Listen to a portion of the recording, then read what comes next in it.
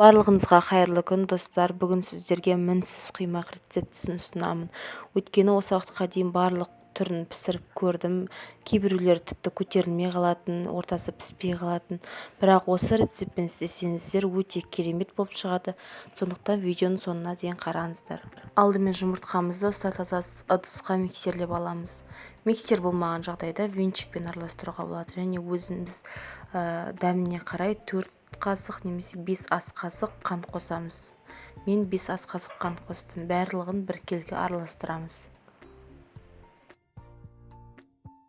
Мінекей достар, осында аппақ болып көпіреді, және осының үстіне жылы айранымызды құямыз. Айранның жылы болуы міндетті.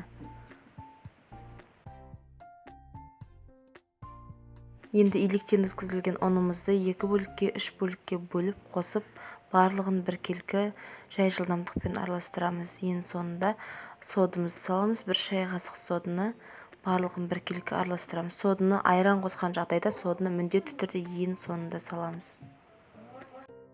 Мінекей достар, бізде осындай масса шығу керек. Қою, қоймалжын осылай 1 ас қасықтан осындай болып түсуге. Енді табамызды қыздырып, оған кішкене ғана 1-2 қасық май құямыз да, осылай ас қасықпен құймағымызды түсіреміз.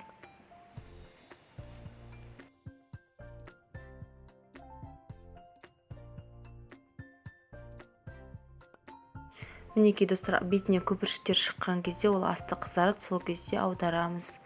Барлығын біркелкі аударып, осылай аламыз. Мінекей. Менде барлығы осылай пісіп жатыр, және ортасы піскен. Міндетті түрде екі жағы да бірдей болып, қызыл болып пісіп жатыр. Мінекей достар, ортасы толыққанды піскен, ешқандай қорықпай осы рецептпен істеулеріңізге болады.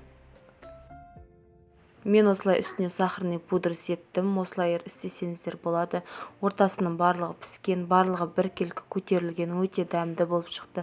Сондықтан сіздер де жасап көріңіздер. Достар, каналға тіркелуді ұмытпаңыздар.